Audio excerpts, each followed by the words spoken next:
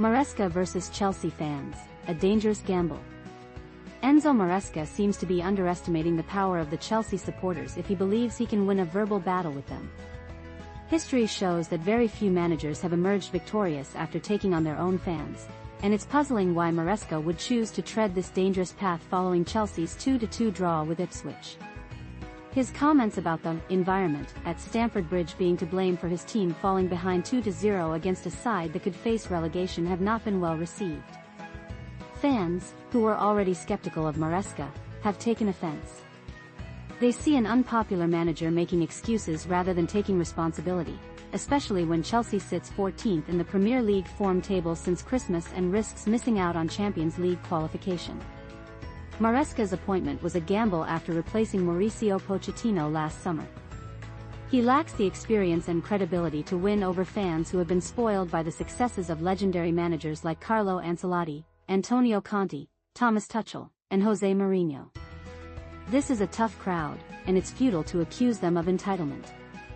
Football fans are passionate and protective of their club. They can voice their frustrations, but they react strongly when criticized, especially by a manager whose style of play many consider dull.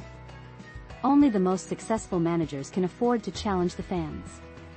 Mourinho once criticized the Stamford Bridge atmosphere, but he had the backing of trophies and a legendary status. In contrast, Maresca was brought in after a successful stint in the Championship with Leicester. He cannot afford to alienate the fans, even if he struggles to understand why there's discontent during home games, particularly regarding Chelsea's slow and patient style of play. This situation is becoming untenable.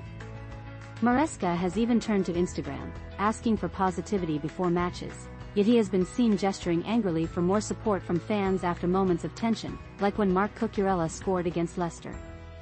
The atmosphere remained tense during the Ipswich match, especially after Chelsea fell behind to Julio Enciso's goal.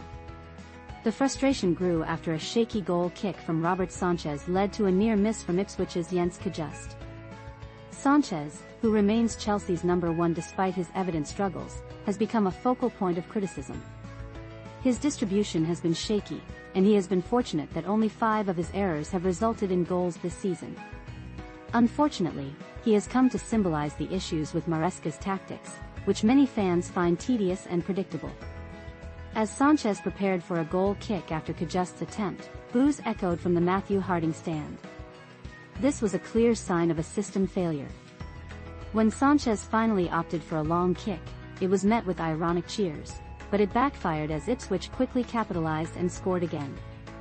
For Maresca, who faced similar unrest at Leicester, this incident highlighted how the atmosphere has affected his players.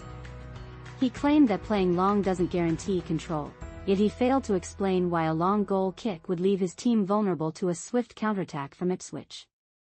It shouldn't have led to George Hurst overpowering Chelsea's defenders or Trevoh Chalobah being pulled out of position.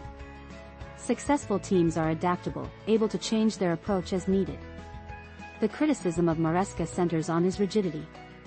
Chelsea, currently outside the top 5 with just 6 games left, did improve in the second half but struggled to create significant chances until Jadon Sancho's late equalizer. Concerns are also growing over Cole Palmer's recent decline in form.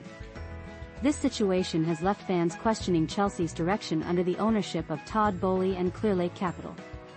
The boos seem to reflect dissatisfaction not just with Sanchez but with the entire management process.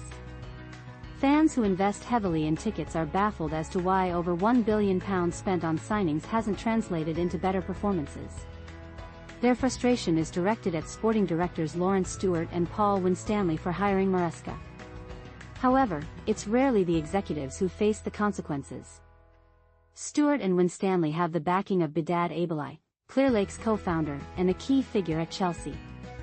It's always easier to change the manager, especially one who seems to believe that games would be simpler if played in empty stadiums.